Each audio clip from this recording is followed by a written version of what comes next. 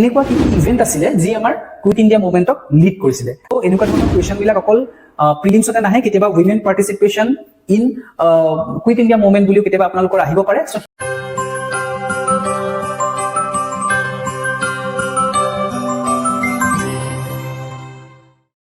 Good afternoon, everyone. Welcome to Sandpaper Academy for Civil Services. I am Gyandip Kumar Neuk, former civil servant, Government of Assam.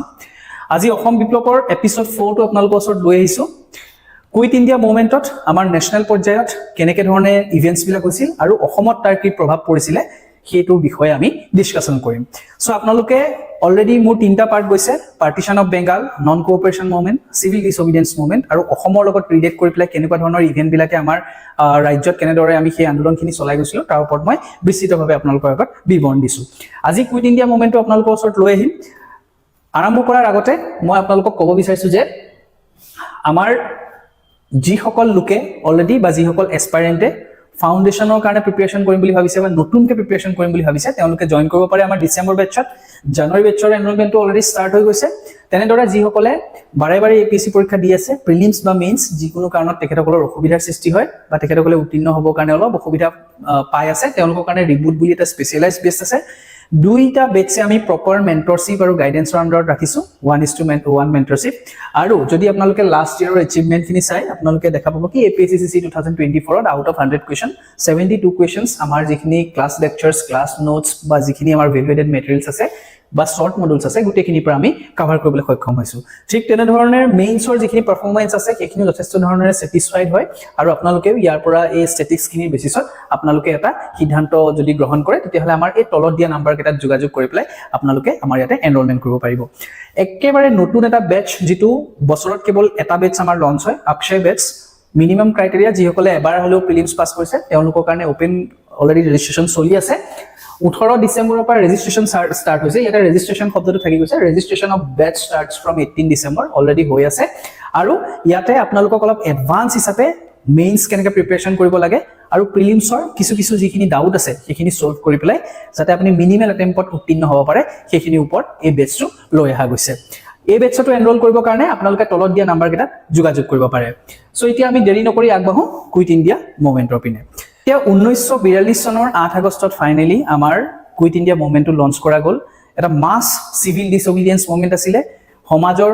প্ৰত্যেকজন ব্যক্তি প্ৰত্যেক ক্যাটেগৰীৰ পৰা আহি পেলাই এই আন্দোলনত জপিয়াই পৰিছিল আৰু ফাইনালি আমাৰ গান্ধীজীৰ যেটো ডু অৰ ডাই যোনটো কল আছিল সেই কলটোৰ প্ৰতি তেওঁলোকে সঁহাৰি জনাই আন্দোলনত নামি পৰিছিল এতিয়া আমি সাম এনেকুৱা কি ইভেন্ট আছিল যি আমাৰ কুইট ইণ্ডিয়া মুভমেণ্টক লিড কৰিছিল growth of Indian nationalism impact of world war 2 economic exploitation and famine failure of Cripps mission rejection of India's demand for self government Subhash Chandra Bose and the INA's contribution আৰু Mahatma গান্ধী's leadership এই গুটেকেইটাৰ কাৰণে কম আৰু বেছি পৰিমাণে আমাৰ যি quit India movement হৈছিল সেইটো সফল কৰাত যথেষ্ট ধৰণে অৰিহণা যোগাইছিল এতিয়া গ্ৰোথ অফ ইণ্ডিয়ান নেশ্যনেলিজম বুলি যদি কোৱা যায় বিশেষকৈ 1930 পৰা 1940 ৰ ভিতৰত আমাৰ যিসকল নেশ্যনেল লিডাৰ আছে লাইক মহাত্মা গান্ধী সুভাষ চন্দ্ৰ বোস বাল গংগাধৰ তিলক জৱাহৰলাল নেহৰু তেওঁলোকৰ যি আইডিঅলজি আছে বা তেওঁলোকৰ যিখিনি এপিল আছে লাইক সিভিল ডিসঅবিডিয়েন্স মুভমেণ্ট বা নন কোঅপাৰেশন মুভমেণ্ট কেনেকৈ একেলগে সংগবদ্ধ হৈ আন্দোলনটো চলাই যাব লাগিব কেনেকৈ স্বৰাজ এটেইন কৰিব লাগিব সেই গোটেইখিনিত আপ্লুত হৈ পেলাই আমাৰ এটা ইণ্ডিয়ান নেশ্যনেলিজম যেটো প্ৰথমতে বেংগল এপিচেণ্টাৰ আছে লাহে লাহে গোটেই দেশলৈ বিয়পি গৈছিল গোটেই সকলো লোকৰ মাজত ইম্পেক্ট অফ ওয়াৰ্ল্ড ওয়াৰ 2 এটো খুব ইম্পৰ্টেন্ট আমাৰ ভাৰতে ভাগ ল'ব বিচাৰ নাছিলে তথাপিতো আমাৰ ভাৰতীয়সকলৰ এপিলটো আওকাণ কৰি পেলাই ওয়াৰ্ল্ড ওয়াৰ 2 ত আমাৰ ভাৰতক ইনক্লুড কৰি দিছিলে ব্ৰিটিছে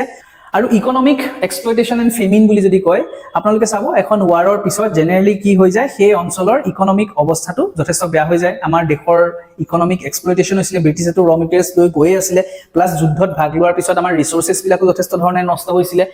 ইট ইজ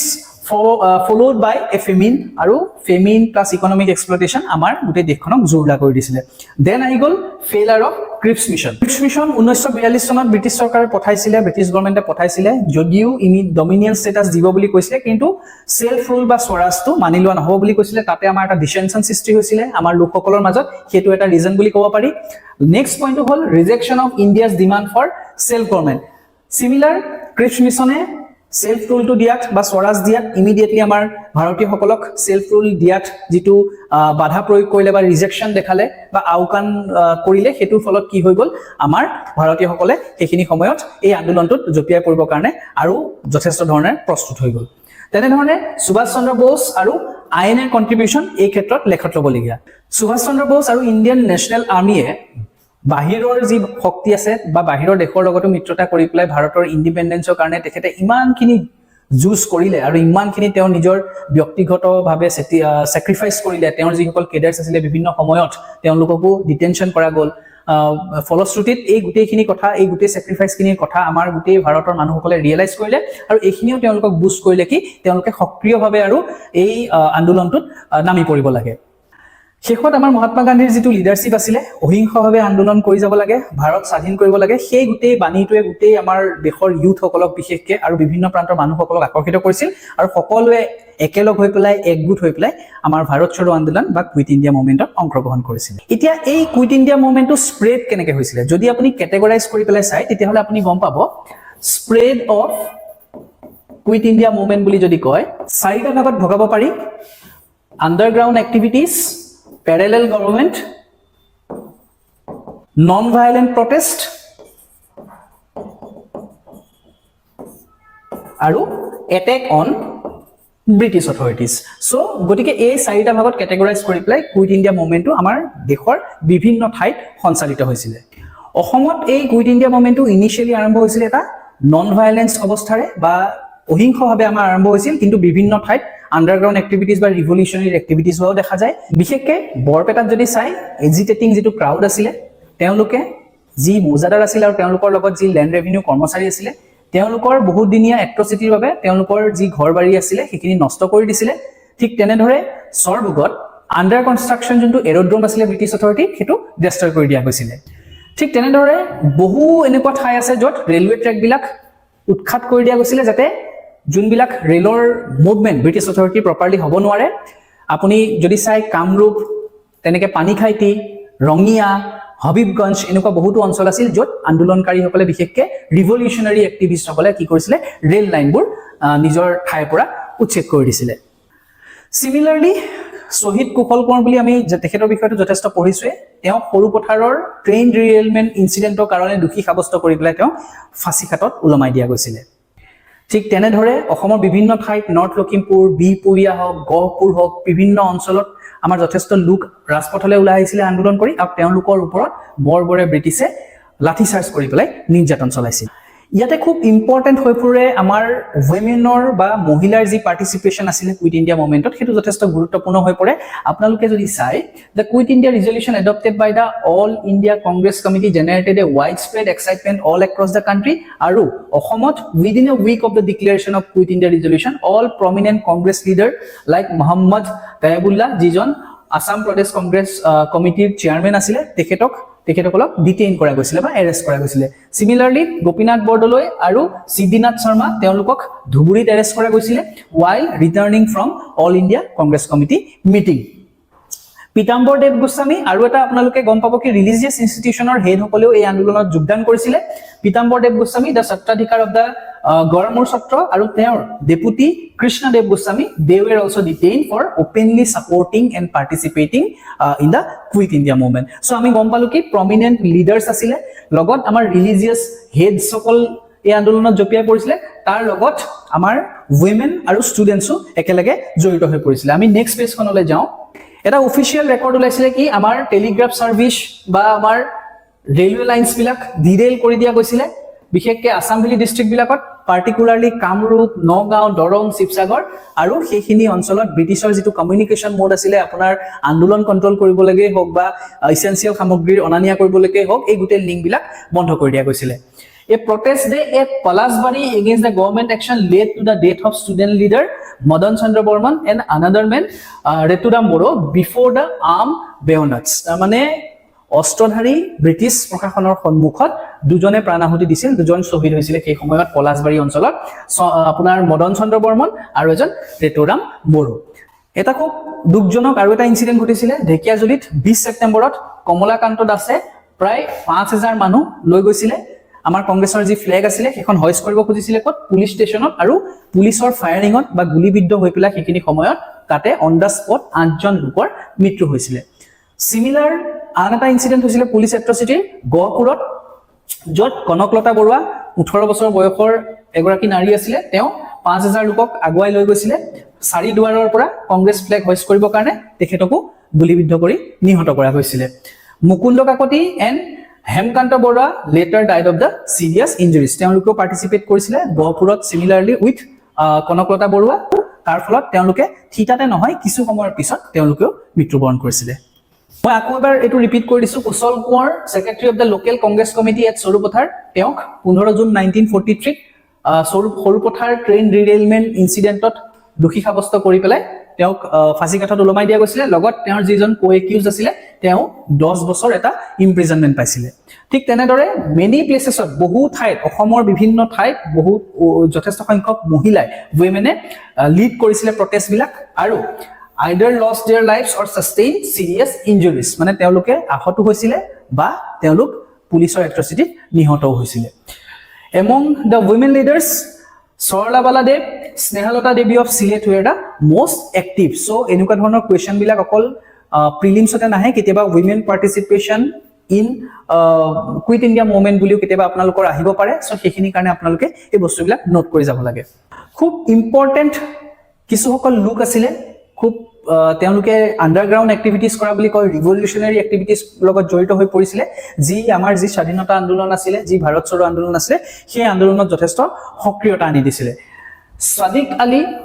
বা অনিল বাবু আৰু অৰুণা আছাফ আলী তেওঁলোক নেশ্যনেল লিডাৰ আছিলে যি ৰিভলিউশনাৰী এক্টিভিষ্ট হিচাপে কাম কৰিছিলে আমাৰ আন্দোলনত তেওঁলোকে ফ্ৰিকুৱেন্টলি আমাৰ গুৱাহাটী ভিজিট কৰিছিলে আন্ডাৰগ্ৰাউণ্ড লিডাৰসকলক বিচাৰি উলাবৰ কাৰণে বা তেওঁলোকৰ লগত কথাবিলাক শ্বেয়াৰ কৰিবৰ কাৰণে okay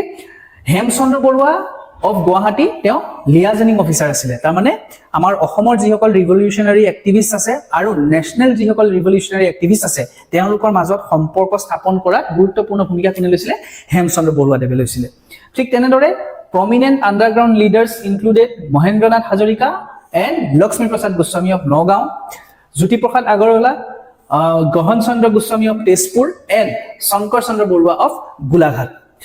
local underground groups such as Ahimsa Biplobi Sangha of Borpeta, Hanuman Party at Jala, Aru, Karma Porishad of Bojali, these were prominent. Yarbahiro, Mitru Bahini, Nogao carried out various activities. Tamane revolutionary activities by underground activities korar khetrot. Apuni jodi sai Ahimsa Biplop Sangha ba amar Hanuman Party ba amar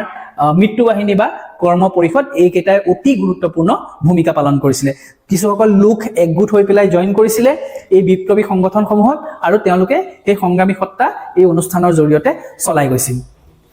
Youths and students played a very active role in both open and underground activities all across Assam and in Barak Valley. Student সকলেও পাৰ্টিসিপেশন কৰিছিলে ব্ৰহ্মপুত্ৰ ভেলীটো কৰিছিলে আৰু Barack ভেলীটো কৰিছিল আৰু যদি কেতিয়াবা তেওঁলোকে আগত আপোনালোকে দেখা পায় নন ভায়োলেন্স যোনটো আন্দোলন কৰিছিলে পিকেটিং কৰিছিলে বা তেওঁলোকে গভৰ্ণমেন্ট স্কুল বয়কট কৰিছিলে এবাৰ কিন্তু তেওঁলোকে কি কৰিলে আন্ডাৰগ্ৰাউণ্ড এক্টিভিটিজতো তেওঁলোকে জয়েন কৰিছিলে that is a very significant feature ঠিক তেনেদৰে কান্ট্ৰি মেড বুমছ বা হস্তনিৰ্মিত বোমা যথেষ্ট ধৰণে তৈয়াৰ হৈছিলে সেইটো সময়ত to check the British authorities atrocities prominent ঠাই আছিলে কামৰূপ যথেষ্ট ধৰণেৰে তাত বহুত পৰিমাণে হস্তনিৰ্মিত বোমা তৈয়াৰ হৈছিলে আৰু তেনেকুৱা ধৰণৰ এক্সপ্লোজন 1942 বিশেষকৈ ডিসেম্বৰ মাহত শুনা গৈছিলে বিভিন্ন ঠাইত এই হস্তনিৰ্মিত বোমা যিখিনি হৈছিলে তেওঁলোকে কেৰি কৰি লৈ গৈছিলে আৰু বিভিন্ন ঠাইত ব্ৰিটিছৰ যি ষ্ট্ৰেটেজি আছে সেইটো ব্ৰেক কৰিবৰ কাৰণে আমাৰ এই বোমবিলাক নিক্ষেপ কৰা গৈছিলে তেনে ধৰণৰ এটা বোম আপোনাৰ কটন কলেজতো সন্মুখটো ফুটা বুলি সেইখিনি সময়ত উলাইছিলে কিন্তু তাৰ যিটো ডেমেজ আছিল হেতু বহুত সামান্য ধৰণৰে আছিল government guns were stolen at places like Nalbari Patacharkuchi Nagaon যিটোৱে ডিস্ট্ৰিক্ট অথৰিটিক যথেষ্ট ধৰণৰে সক্ৰিয় কৰি তুলিছিল তাৰ মানে ব্ৰিটিছ অথৰিটি বা ডিস্ট্ৰিক্ট অথৰিটিজ বিলাকৰ যিবিলাক লগত গান বা বন্দুক মজুদ আছিল সেইবোৰ আমাৰ যিসকল সংগ্ৰামী আছিল তেওঁলোকে এখিনি চুৰি কৰি লৈ যাব কাৰণে সক্ষম হৈছিল ওকে আৰু তেনেকুৱা ধৰণৰ প্লেস বিশেষকৈ নলবাৰী পাটাচাৰকুছি আৰু নগাঁৱত তেনেকুৱা ধৰণৰ এক্টিভিটিজ বিলাক বেছিকে ধৰণে হৈছিল similarly parallel government were established at Jamuguri Chutia Bajali and Kenduguri parallel government যিটো আমাৰ নেশ্যনেল লেভেলত প্যাৰালেল গভৰ্ণমেন্ট অলৰেডি এস্টাবলিশ হৈছিল আপোনালোকে যদি অলৰেডি অলপমান ইণ্ডিয়ান নেশ্যনেল পাৰ্সপেক্টিভৰ পৰা কুইট ইণ্ডিয়া মুভমেণ্টখিনি চাইছে, গতিকে আপোনালোকে গমেই পাব কি parallel government under ground activities এইখিনি কিমান নেশ্যনেল লেভেলতো সক্ৰিয় হৈ গৈছিলে। আৰু তাৰ সেই অনুপ্ৰেৰণাৰ আৰ্হিত আমাৰ বিভিন্ন ধৰণৰ প্ৰভিন্সত বা বিভিন্ন ধৰণৰ সৰু সৰু ঠাইত কি কৰিছিলে পেৰেলেল গভৰ্ণমেণ্টটো ষ্টাৰ্ট কৰিছিল। তাৰমানে আমাৰ লোকেল লিডাৰ্ছসকলে নিজে গভৰ্ণমেণ্ট প্ৰতিষ্ঠা কৰাৰ বা এডমিনিষ্ট্ৰেশ্যন প্ৰতিষ্ঠা কৰিবলৈ আগবাঢ়ি গৈছিল, যে আমি ব্ৰিটিছ অথৰিটিৰ কথা নুশুনো, যে আমি নিজৰ গভৰ্ণমেণ্ট পেৰেলেলি ষ্টাৰ্ট কৰিম। ব্ৰিটিছ চৰকাৰৰ ৰেছপন্স ডেফিনেটলি যথেষ্ট ধৰণেৰে আমাৰ সংগ্ৰামী সত্তাই তেওঁলোকক চেলেঞ্জ কৰিছিলে। দিট ৱাজ দ্য লাষ্ট ফেজ, য'ত ভাৰতৰ প্ৰত্যেকজন নাগৰিকেই প্ৰায় যোগদান কৰিছিলে আৰু গভৰ্ণমেণ্টে সেইকাৰণে যথেষ্ট ধৰণেৰে কঠোৰ হাতেৰে দমন কৰিবৰ কাৰণে চেষ্টা কৰিছিলে। গভৰ্ণমেণ্ট ৰেছপন্সত যদি চাই, the movement weaken due to the mounting repression forcing leaders to go underground after arrest of Mahendranath Hazarika, বিশেষকৈ অসমত মহেন্দ্ৰনাথ হাজৰিকাৰ নিচিনা সক্ৰিয় ৰিভলিউচনাৰী লিডাৰ বা আণ্ডাৰগ্ৰাউণ্ড এক্টিভিষ্টক যেতিয়া এৰেষ্ট কৰিলে, তাৰ ফলত তেওঁ যিখিনি লোকক গাইড কৰিছিলে কেনেধৰণেৰে আণ্ডাৰগ্ৰাউণ্ড এক্টিভিটি চলাই যাব, সেইসকল কিছুদিনৰ কাৰণে আপোনাৰ কি কৰিছিলে আণ্ডাৰগ্ৰাউণ্ড হৈ গৈছিলে। তেনেধৰণেৰে the government imposes special ordinances to suppress the movement with an iron hand. Ordinances ওলাই দিছিলে যে আপোনালোকে এনেকুৱা ধৰণৰ আণ্ডাৰগ্ৰাউণ্ড এক্টিভিটিজত বা ৰিভলিউচনাৰী এক্টিভিটিজত বা হিংসা জড়িত এক্টিভিটিজত যদি গভৰ্ণমেণ্টৰ এগেইনষ্টত জড়িত থাকে, তেতিয়াহ'লে আপোনালোকক ডিটেইন কৰা হ'ব আৰু উইথ ডিউ ডেট ডিটেইনমেণ্ট আপোনালোকৰ কঠোৰ পৰা কঠোৰতম শাস্তি হ'ব পাৰে। Police were authorise to fire without hesitation on those involve in the sabotage. আৰু পুলিচক নিৰ্দেশ দিয়া গৈছিলে কি আপোনালোকে পাৰ্মিশ্যনৰ কোনো প্ৰয়োজন নাই, আপোনালোকে কি কৰিব, they were authorise to fire without hesitation, যে আপোনালোকে কোনো ধৰণৰ মনত শংকা নাৰাখিব, আপোনালোকে তেনেকুৱা ধৰণৰ এক্টিভিষ্ট যদি দেখা পায় বা যি ব্ৰিটিছ অথৰিটিৰ কাৰণে চেলেঞ্জ হৈ পৰিছে, আপোনালোকে তেখেতসকলক বিনা দ্বিধাই ফায়াৰ কৰিব পাৰে। Joint police and military operations were concluded in Kamrup, Nagaon and Darang to arrest suspects, recover arms and collect collective fines. Joint police operation কৰা গৈছিলে, ডিষ্ট্ৰিক্ট কেইটামান টেগ কৰি পেলাই একেলগ কৰি পেলাই, যেনেকে ধৰণে কামৰূপ, নগাঁও আৰু দৰঙৰ পুলিচসকল যিসকল ব্ৰিটিছ এডমিনিষ্ট্ৰেশ্যনৰ পুলিচ আছিলে তেওঁলোকে মিলি পেলাই যিসকল ছাছপেক্টছ আছে এই ধৰণৰ এক্টিভিটিজত জড়িত তেওঁলোকক এৰেষ্ট কৰিবৰ কাৰণে, তেওঁলোকৰ পৰা যিবিলাক আৰ্ম লৈ যোৱা গৈছিলে ব্ৰিটিছ অথৰিটিৰ পৰা, সেই আৰ্মখিনি ৰিকভাৰ কৰিবৰ কাৰণে আৰু তেওঁলোকে যিখিনি কাম কৰিলে সেইখিনিৰ এগেইনষ্টত তেওঁলোকক যাতে এটা ডাঙৰ জৰিমনা বিহিব পাৰে, সেইটো ক্ষেত্ৰত ব্ৰিটিছ অথৰিটিয়ে ব্যৱস্থা কৰিছিলে। Villagers suffered brutal assaults, arrest, confiscation of property and severe harassment during the raids. So villagers সকলক ডেফিনেটলি তেওঁলোকক ব্ৰিটিছ অথৰিটি কি কৰিছিলে, এছাল্ট কৰিছিলে, গৈছিলে গাঁৱত গৈ মাৰপিট কৰিছিলে, তেওঁলোকৰ মাটি বাৰী কাঢ়ি লোৱা গৈছিলে আৰু তেওঁলোকক চিভিয়াৰলি হেৰাছমেণ্ট কৰিছিলে, নট অনলি ফিজিকেল আৰু মেণ্টেল হেৰাছমেণ্টো তেখেতসকলক যথেষ্ট কৰিছিলে। বাৰে বাৰে তেওঁলোকক কৈছিলে কি আপোনালোকে আমাৰ যিসকল ৰিভলিউচনাৰী লিডাৰ আছে বা যিসকলে নন ভাইলেণ্ট ৰূপেও আন্দোলন কৰি গৈছে, তেওঁলোকৰ লগত যাতে কোনো পধ্যে সহযোগ নকৰে। কেৱল পুৰুষতে ক্ষান্ত নাছিল তেওঁলোকে, ওমেন ভলেণ্টিয়াৰ্ছ দে অলছ' ফেচড ফিজিকেল টৰ্চাৰ্ছ আৰু প্ৰিজন কণ্ডিশ্যনছবিলাক সেইখিনি সময়ত বহুত হাৰ্ছ কৰি দিছিলে, মানে জেলৰ ভিতৰৰ যিখিনি অৱস্থা আছিলে সেইখিনি অৱস্থাও যথেষ্ট নন কণ্ডাক্টিভ আছিলে, not up to the mark of মানে human rights. Okay, Kobola Miri, a detainee in the Jorhat jail, died on 22nd April 1943 due to lack of medical treatment. যিহেতু প্ৰটেষ্ট কৰিছিলে, প্ৰটেষ্টত ডেফিনেটলি ক'ৰবাত ইনজিয়ৰ্ড হৈছিলে, হোৱাৰ ফল পিছতো তেওঁলোকক লৈ গৈ জেলত ৰখা গৈছিলে, তাৰপিছত তেওঁলোকক প্ৰপাৰ মেডিকেল কেয়াৰ দিয়া হোৱা নাছিলে আৰু ইয়াৰ ফলত আমাৰ কমলা মিৰি তেখেত এগৰাকী ডিটেইনী আছিলে যাক ৰখা গৈছিলে যোৰহাট জেল, তেখেতৰ তাতে মৃত্যু হয়। বাৰাক ভেলীটো বিশেষকৈ লাষ্ট ফেজত খুব সক্ৰিয় হৈ গৈছিলে এই আন্দোলনটো। There was also a strong response to the Congress call in Surma Valley. Congress workers from the War Council, এখন War Council ফৰ্ম কৰিছিলে কংগ্ৰেছৰ ৱৰ্কাৰসকলে সুৰমা ভেলীত আৰু তেওঁলোকে ৱাইড স্প্ৰেড সত্যাগ্ৰহ তাতে আৰম্ভ কৰিছিলে। পুলিচ ষ্টেচন যি লালা, বদৰপুৰ আৰু বিশ্বনাথ সেইবিলাকত কি কৰিছিলে, বহুত লোক একেলগে গৈ পেলাই এটেক কৰিছিলে আৰু সেই ষ্টেচনসমূহ ধ্বংস কৰি দিবৰ কাৰণে প্ৰচেষ্টা কৰিছিলে। ঠিক তেনেধৰণে women leaders such as Saralabala Dev and Snehalata Devi তেখেতসকলে এই ক্ষেত্ৰত সুৰমা ভেলীৰ পৰা প্ৰমিনেণ্ট ৰোল বা ছিগনিফিকেণ্ট ৰোল তেওঁলোকে প্ৰদান কৰিছিলে সেই আন্দোলনত। জুলাই 1944ত C Rajagopalachari's partition formula published হ'ল আৰু কংগ্ৰেছে ভাবিলে কি আমাৰ অসমখন এটা চান্স আছে কি আমাৰ পাকিস্তানত চামিল হোৱাৰ, আৰু তাৰ বিপক্ষে আৱাজ যিটো উঠাইছিলে বা ভইচ ৰেজ যোনটো কৰিছিলে সেইটো কোনে কৰিছিলে, গোপীনাথ বৰদলৈদেৱে কৰিছিলে। গোপীনাথ বৰদলৈ সেই সম্পৰ্কে ৰাজাগোপালচাৰী দেৱলৈ লিখিছিলে যে আমাৰ গোটেই অসমৰ পপুলেশ্যনে এই কথাটোত বিৰোধ কৰিব। ইভেন তেওঁ মহাত্মা গান্ধীলৈকো পত্ৰ লিখিছিলে যে আমাৰ অসমৰ লোকে কিন্তু কেতিয়াও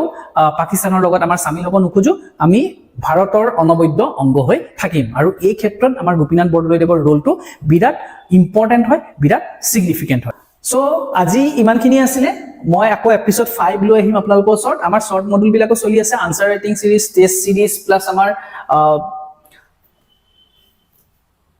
আসাম এসেনশিয়ালস আৰু মেপ মডুল। এই গোটেইখিনি মডুল খুব ইম্পৰ্টেন্ট হয় আৰু ইয়াৰ পৰা যথেষ্ট ধৰণৰ প্ৰিলিমছত বিশেষকৈ এটা প্ৰিলিম স্পেসিফিক মডুল খুব হেল্প হ'ব আপোনালোকৰ। আপোনালোকে এনৰোলমেন্ট কৰিব খুজিলে তলত দিয়া নাম্বাৰ কেইটাত আমাক যোগাযোগ কৰিব পাৰে। Thank you and good night.